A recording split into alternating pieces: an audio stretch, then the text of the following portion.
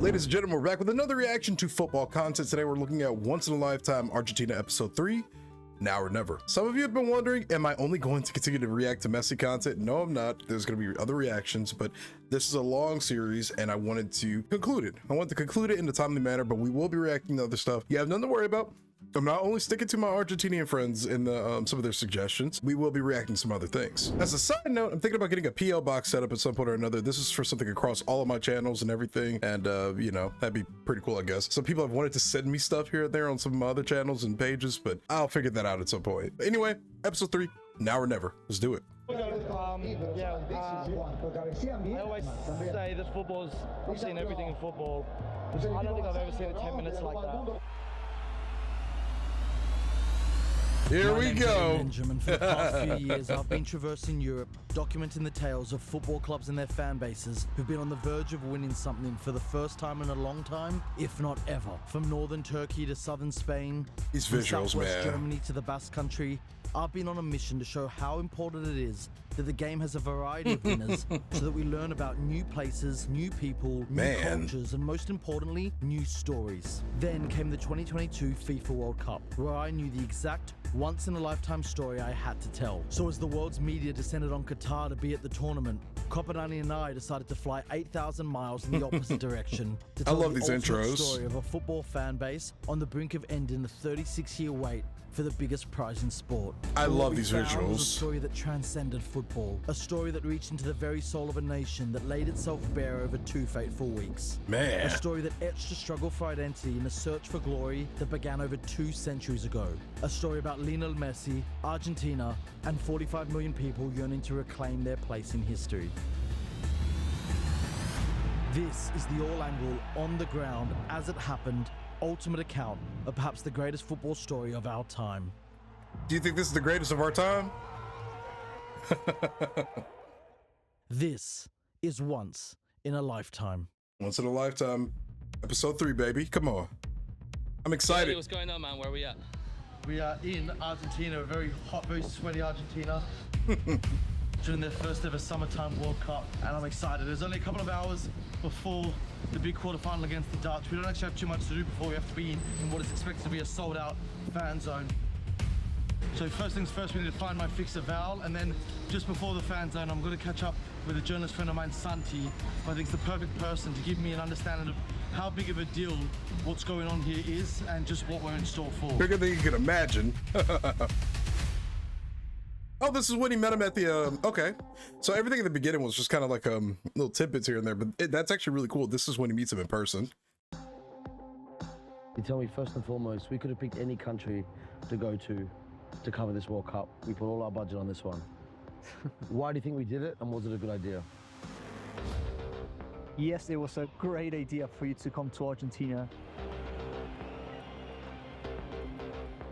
Because, I mean, these people are longing for something to be cheerful about.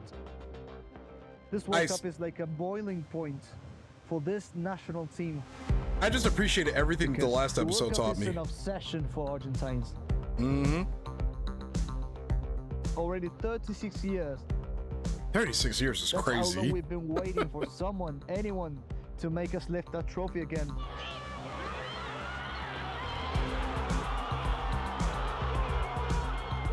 It is now or never. It is right at this moment. And that's just over one goal. Finally get the chance to win the trophy. Mm-hmm. I can't wait for the finale, bro. 1-0 up at the break, and with a foot in the semi-final, the emotional climate of the fan zone was a collective, confident ecstasy, which was an even more notable achievement given the actual climate. You see, with this World Cup being the first ever to be played in December, it meant that Argentina were experiencing their first international tournament in their summer. Oh. And whilst that would help create atmospheres and crowds never quite seen during winter tournaments, it also brought its own obstacles. Yeah, it's gonna be hot. Yet, super as the second hot. Half approached and the temperature went up to... What is this in Fahrenheit? Because we don't use this temperature scaling. Another level, it was clear that no one was going anywhere.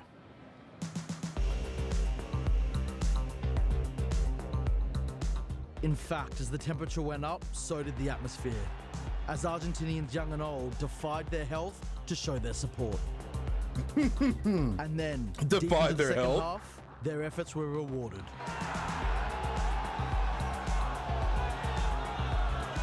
And so Look with at only that 15 energy, minutes man. left, Argentina had a golden chance to double their lead with a spot kick taken by who else? Messi None was other than heading Mr. into this Messi. World Cup still at the top of his powers, but at 35 years old, which could mean this is the last shot he will ever have of trying to win the trophy. He's That's been so working crazy. for, basically from the very first moment he put an Argentina shirt on. I couldn't imagine what it's like to be there, bro. The recounts don't do enough. 2-0 up with a goal and an incredible assist from Messi. Argentina were on their way to the semi-finals of a World Cup in There fairy it tale is. fashion. And so swept up by the sun and the songs, the jumping and the jubilation, the hugs and the kisses. Yep. With only 10 minutes left, it truly felt like we had touched down on the happiest place on earth. However, little did we know what was to come.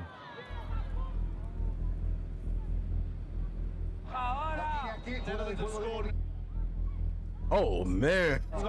And the crazy part is it's 2-1. That's the crazy part, man. There's still this much tension with 2-1. I wanted to ask, how excited are people for this upcoming World Cup? Like in any capacity, like in national teams, what are we looking like? Who are we looking out for? You know, what are you guys excited about? I know some of you aren't really excited about the location or how much it's going to cost, and I can't blame you, but just curious. It's got some relation to attention, like Dude, they are tweaking, and I understand it. 6 minutes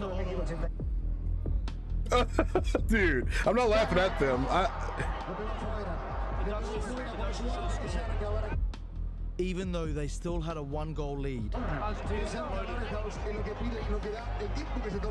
And with the referee adding 10 minutes of additional time, 10, that climate man. of confident ecstasy had evaporated.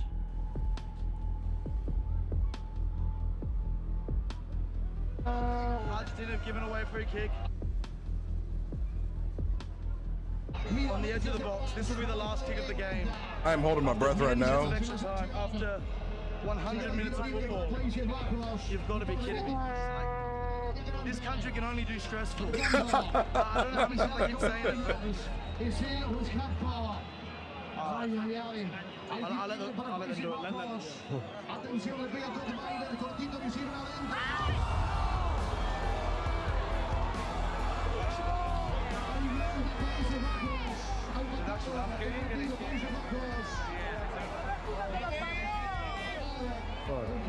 This country can only do stressful.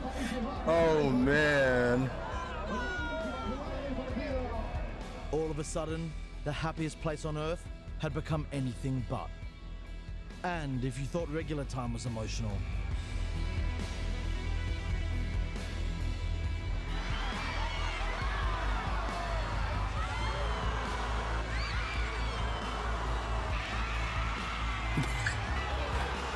Oh my God. Hold it together, y'all. Hold it together.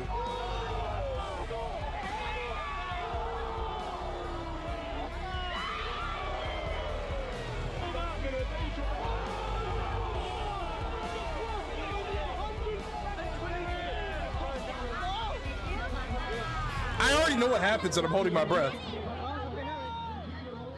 Yep, I remember this, man. Oh man, from the Messiah video. Yep. 2-0 up with 10 minutes, but it's going down to penalties. It makes for a good story. Clear chances in extra time. It makes for a great story. It's going to penalties. It's 50-50. For Argentina prevail. It's 50-50. Football gods shine on this very football religious country. It's 50-50. Now or never.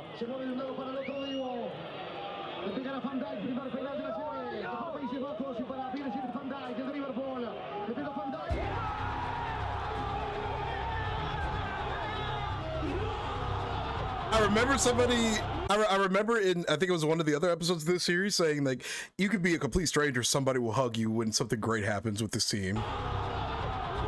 And they were not wrong. Despite being only 2 penalties into the shootout, the extreme passion and emotional attachment Argentina places on this game was already on full display. And then came the next Dutch penalty. I wonder what it was like for the Dutch, man, at the same time as this. It literally couldn't be any closer.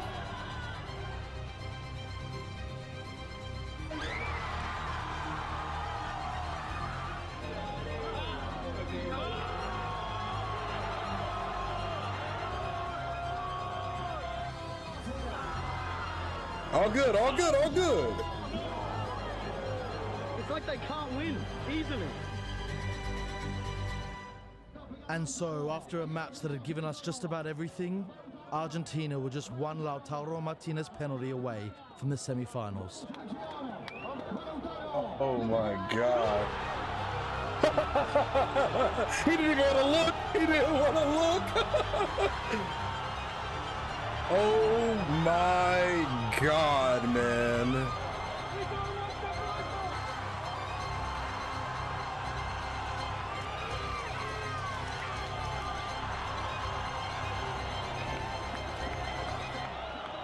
That is unbelievable. Finally, after a 2.5-hour emotional roller coaster ride that only this country in this game could go through, Argentina had snuck into the semi-final. And whilst there were cries of happiness, hugs of relief, and jumping for joy, there were also tears, where it was evident the emotional toll of supporting this team in this tournament was becoming overbearing for some. Yeah, man. Knowing there were still 2 more matches they'd have to overcome to finally achieve their World Cup dream for the first time in nearly 40 years. And so as some hung around to hear the words of the man of the match, we left the fan zone as that 37-degree heat wave turned into something completely different and came across local juice vendor Chino. How do you even capture something like that? That's actually amazing, but dude, him saying this country can only do stressful. I mean, brother, I know what's going to happen. And I'm sitting here holding my breath, man. Oh, man. You couldn't write fiction better than this. Everything leading up to it, the history before, all of the doubts, all of the failures on Messi's, and, you know, everything that he had failed leading up to this point, and everything he has succeeded leading up to this point. It's like, you can't write a story better than this. You can't make stuff like this up. And then just to have it go down to the wire like this, and we all know what happens in the final. We know what happens in the final. You cannot write fiction better than this, man. Who, in a sign of the dire economic times of the country, wasn't able to leave his juice stand to watch the game. Instead, listening to it outside the fan zone on his radio. Te decía, estaba con una señora mayor acá, y cuando escuchamos el Sad, gol, man. nos abrazamos con esa viejita. Y gritamos los dos. Y yo digo, si se hace otro gol más, te como la boca. I'll eat your mouth. And so as we headed out to the Obelisco, where we'd been told, despite the monsoon-like rain conditions, thousands had already gathered for the traditional post-win celebrations, it was Chino's poetic words on what this all meant that made sense of it all. Monsoon. Ni de Messi, ni de ningún jugador. Se trata de la esperanza. Se trata de la esperanza de la gente. I get it, man. Wow. Hace media hora estábamos todos así, viendo, y en un segundo se abrió la puerta de felicidad, donde todo el mundo le importa un carajo. No one gives a damn about anything or nothing. Man, that is sensational. Te saca de un lugar y te pone en otro lugar, es como que una puerta dimensional. That dimensional doorway. I love the way they just describe this feeling, man.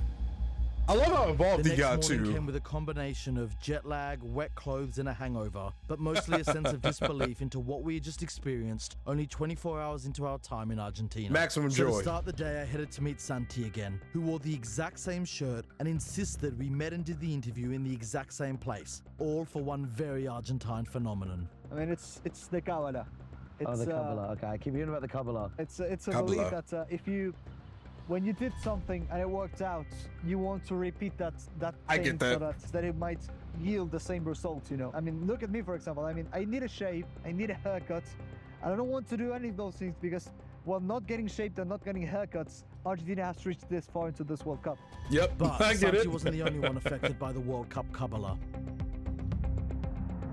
Vas con las mismas zapatillas, te levantás a la misma hora. No la lavo hace un mes.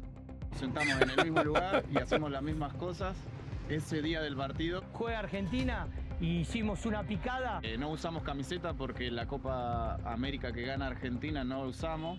Y se repite la comida mientras gana el equipo. Use the same chairs in the same order and we eat the same before every match. Tratás de hacer todo lo mismo. It's about trying to do the same things you did the day you won. What I love about the Argentinian culture is everybody's on the exact same wavelength. It's not just like a chance thing. This is just the people, man. I love this, bro. This is so... I've never seen anything like this. I've never seen this many people united in the same mindset about anything, man. Like, wow. Again, this is such a treat to experience. Quisiste el día que ganaste. From their superstitious behavior to painting their futsal arenas like the Sistine Chapel, it was dawning on me that the Argentinian passion for football genuinely bordered on religious fervor. Está reflejado en Maradona, que le pasa a Messi la creación del fútbol. Wow. This was only the tip of the iceberg I discovered when it came to Argentine passion for all things football. From Ezequiel Sorani, the founder of Futbolitas, a creative art studio dedicated to the game, it's not a sport, it goes way beyond. It's a cultural phenomenon that affects different lives in different ways. to the unofficial museum of El Grafico, built into a tin shed in the countryside. So that's what these dedicated locations to are. Preserving the memory of the country's most adored football publication, to Carlos Ruiz, a man who turned his passion for sportswear into a world-famous store visited by some of the biggest names in the world. And whether their passion was expressed through footwear or photography, when chatting to them about football, there was one subject in particular that was getting them most excited. We have the best player in the world.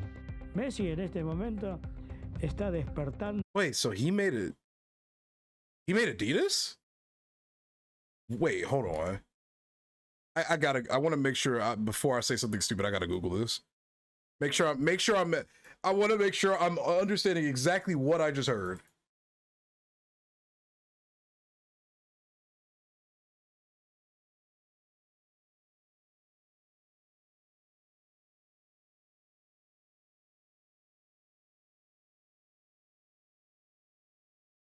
Okay, I was way off. Ignore me. Wait, hold on. I want to listen to that part again, what he said right here. To the unofficial museum of El Grafico, built into a tin shed in the countryside, that's dedicated to preserving the memory of the country's most adored football publication, to Carlos Ruiz, a man who turned his passion for sport. Ruiz Deportes. Wait, what is...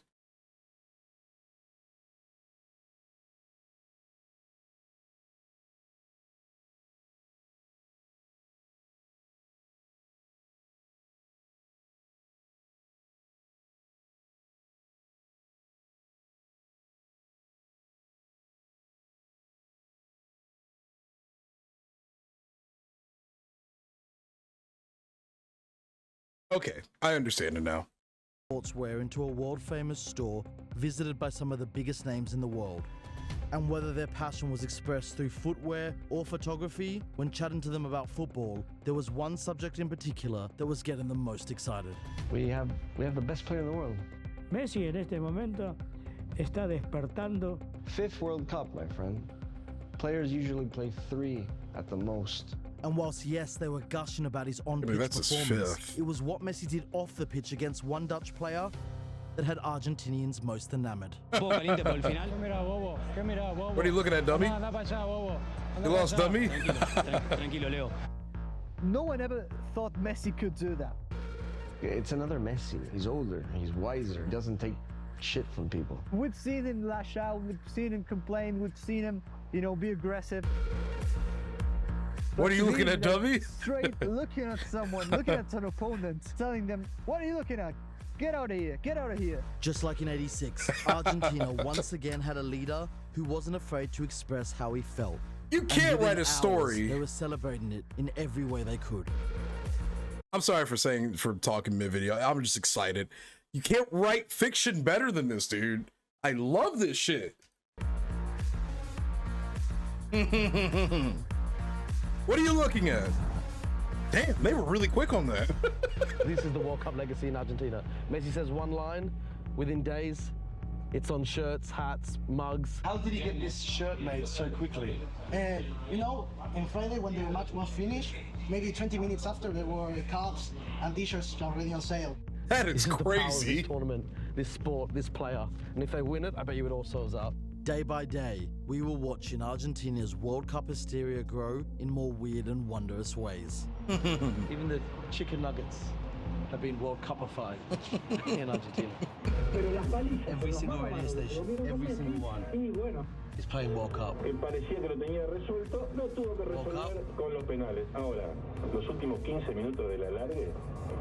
World Cup. Lo mismo realiza el profe Luis Martín, los jugadores. Unbelievable, man. A mucha intensidad. World Cup. Tarjetas en un partido mundialista. El cual podría It's all hablar World de, Cup. bueno, un Whether partido it's donde the hubo walls, 3-4 whether it's the muertos. radio, whether it's the La newspapers, realidad es que no everything era un is World partido Cup. para que se It'd probably be batiera harder to not ese hear the World récord Cup y mostró than el hear about the World Cup. But perhaps the reason the World Cup was such a talking point was because the other Argentine topic of discussion was so depressing. 3 to 6 times with the field to shelf. Wow. Huge issue in Argentina. Imposible del argentino intermedio, Middle medio de su class? condición social, tener ahorros. Damn. It's a really good indication of the inflation here in Argentina. We keep seeing signs like this missing numbers because, well, when the price keeps changing that quickly, there's no point just changing it from, I don't know, something like 1,200 today to 2,000 next month, maybe 2,500 the week after, who knows? They can't buy houses, they can't buy cars, they can't actually make investments. Because the money just becomes worth less and less every day. Exactly. It's burning in the pockets. And so as each day went by, we came across demonstration after demonstration after demonstration, all focused on the same subject. Whoever does indexes that are below inflation, they turn them down.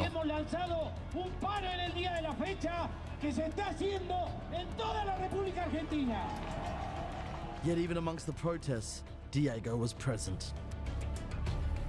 He's literally like, And even in the he's the physical embodiment of Argentina. That is just so insane, bro. I mean, wow. And even in the economic nadir the country had found itself in, reports coming out of Qatar were that no country had taken as many fans to the tournament as Argentina. Wow. And with the country now in the semi-finals, somehow even more supporters were flying out to Doha. So of course we headed to the airport to meet them. From the young and spontaneous,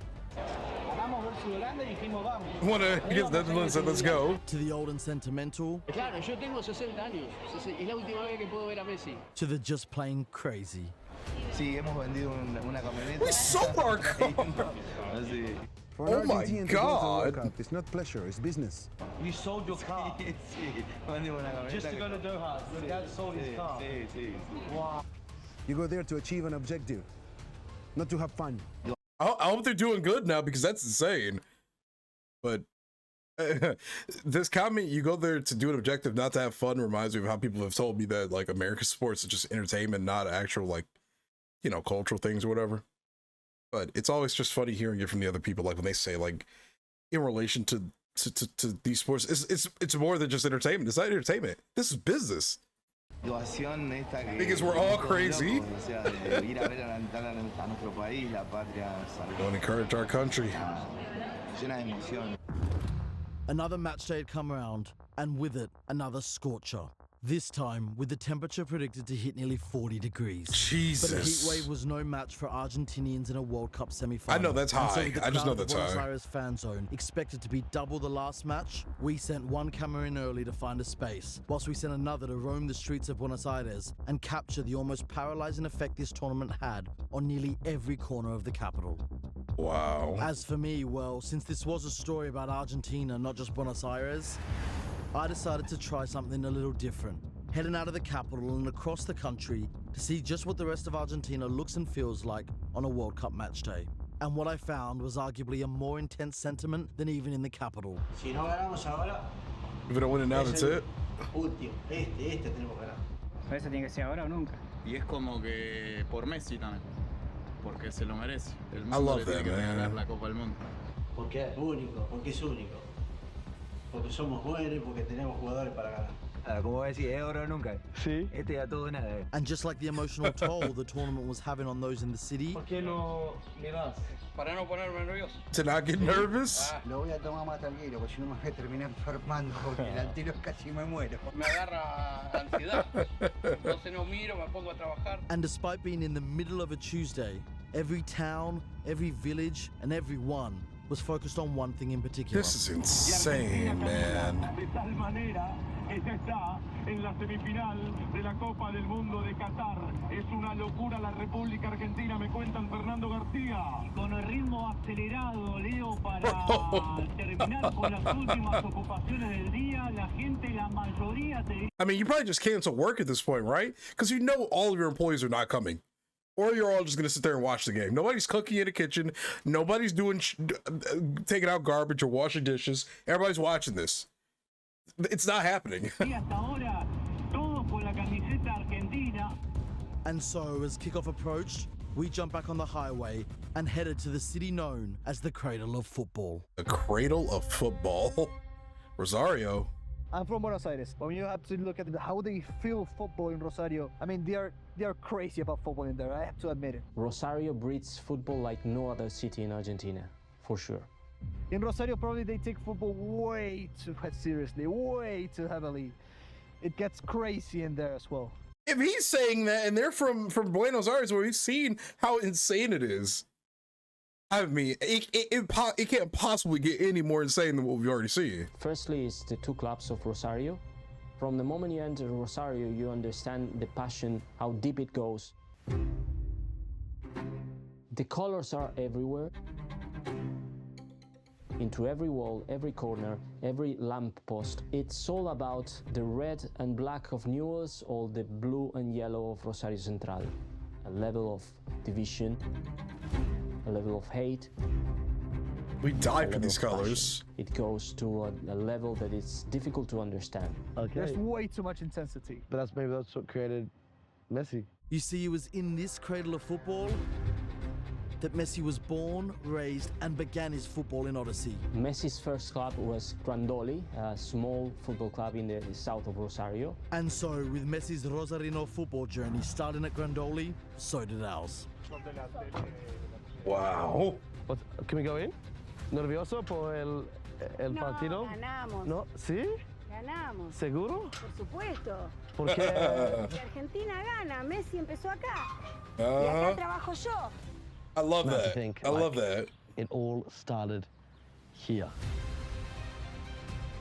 This is incredible, man. Grandoli, on that pitch where he did the same magic he's performing from 5 years old here to 35 now. But to sit here in this kind of birthplace of what could be the greatest player of all time, what could almost certainly be if he wins this tournament in less than a week. I don't know, it's magic. I could stay here all day and soak it up, but we got kickoff against Croatia in about 15 minutes. I've been invited to a party. That party was being hosted by Farid, a talented Rosarino photographer I'd seen online, whose photos in Rosario's World Cup celebrations had inspired me to come to the city in the first place. And so as the streets of Buenos Aires emptied and its bars, restaurants and fan zones filled to capacity, we made it to Farid's just in time to strap ourselves in for another ride on the emotional roller coaster that is supporting Argentina at the World Cup. And I just want to say, man, this little bit right here between these two different teams, Newell's and Rosario, like this reminds me so much of the Celtic versus Rangers video that we reacted to, and I'm saying that because I just can't believe how global this is. Like this is so. I've reacted to a lot of stuff, man, but every time I watch something like this that isn't just highlights and I get to see like how deeper things go, it's the same everywhere, and I just can't believe it. I just can't believe it, man. In a positive way. This is just unbelievable. Oh man, I already know I still know what's gonna happen. It's making me nervous. Hell, man. From the first minute in, it was a bumpy ride. It threw some Argentine hands in the air, and other Argentine hands on heads. It threw some of us forward, it threw some of us back. But whoever you were, wherever you were, no one was immune from the emotional toll. Some tried coping with nicotine, others with alcohol. Some even tried coping with black magic. And then...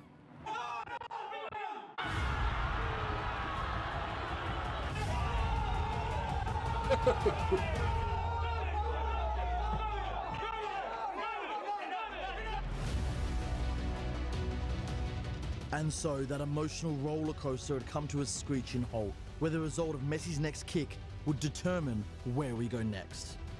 12 yards, one kick, 46 million people, a 36-year wait.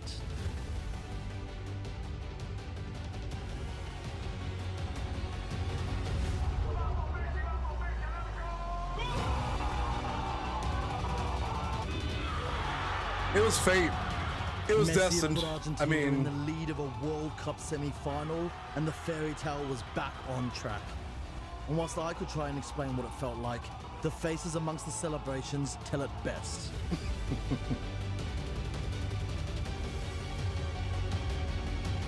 And before the tears of joy could even dry, the kids in the air could even land, and the kisses could even be delivered.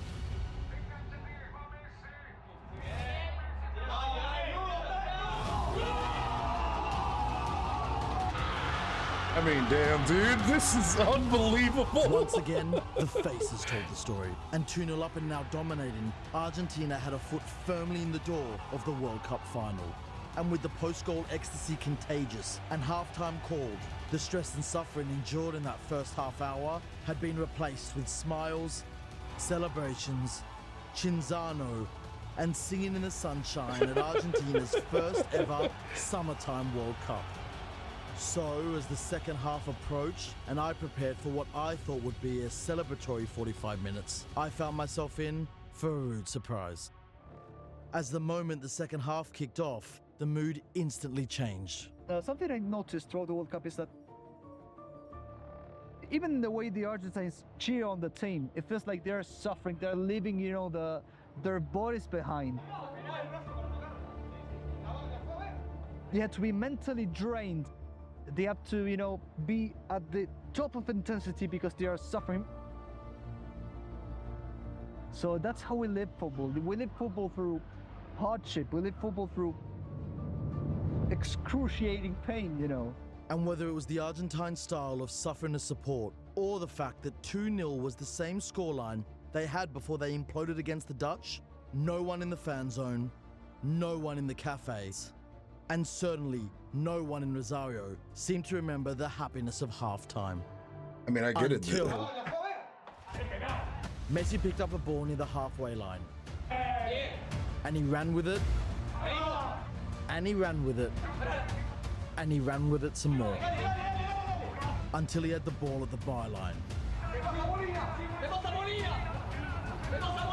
And whilst he didn't pass it to Molina, he did pass it to Alvarez. I get why they had to hold their breath, man. That game against the Dutch. Argentina finally let their guard down. No longer was anyone worried about the game. In fact, no one was even watching it. And so, as the Buenos Aires fan zone turned into a giant dance floor, the streets of the capital refilled with people heading to the Obelisco, and our watch party turned into a rave, I went outside to get my head around the story that was unfolding. Take a step outside on the balcony because as fun as it is in there, it's a bit overwhelming, to be honest. I came up with the idea of telling this story over a year ago when I realized it was going to be Argentina's first Summer World Cup, when I realized it was their first since Maradona passed and he was looking down on them for this tournament. And I realised this really was Messi's last tournament. He said it surely was, and he's played like it surely was. He's just created an assist so glorious, so beautiful. It will go down in the history of this tournament. And now this country, to actually try and fathom what happens with this country, it's a bit. I don't know what happens now in the next 5 years. What happens now, Argentina?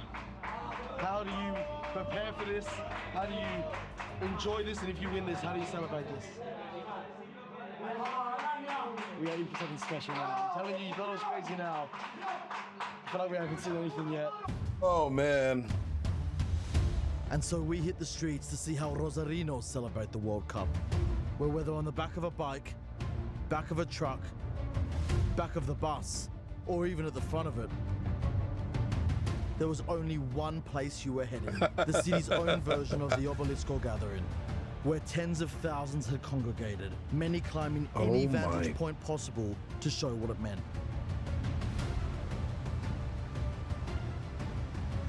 I mean, dude, this is just... Meanwhile at the Obelisco, it had gone to another level, with bikes, barbecues, and brass bands.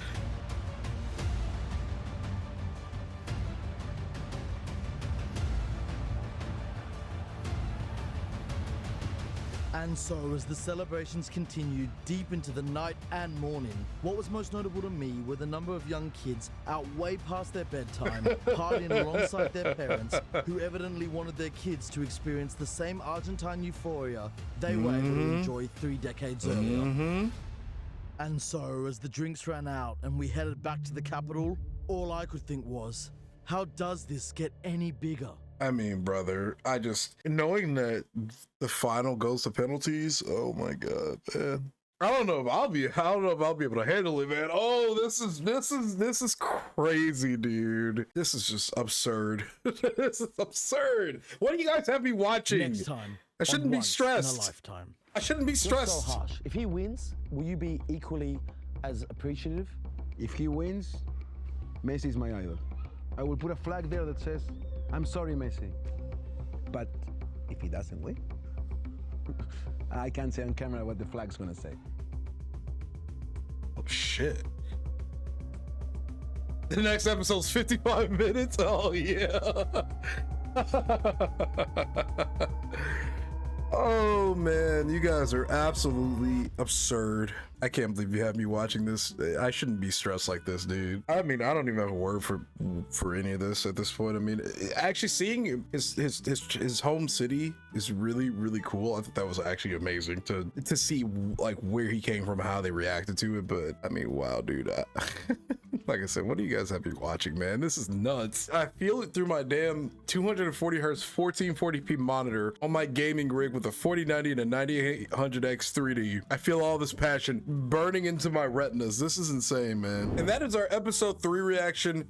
Finale is next to Copa90's Once in a Lifetime Argentina. By far and above one of the best docu-series I have ever seen in my entire life, in my entire near 30 years of living. You can't make stories like this up. You can't write fiction like this. You can't design a fairy tale like this. This is something you have to once in a lifetime, man. That guy is harsh, right? He said, if he loses, I can't say what that flag is gonna say. Oh my God.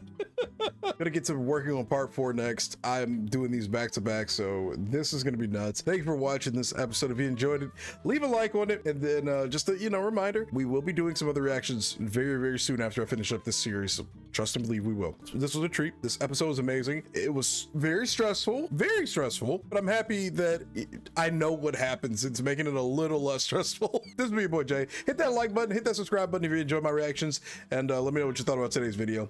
I hope you have a great day. I'll catch you later. Peace.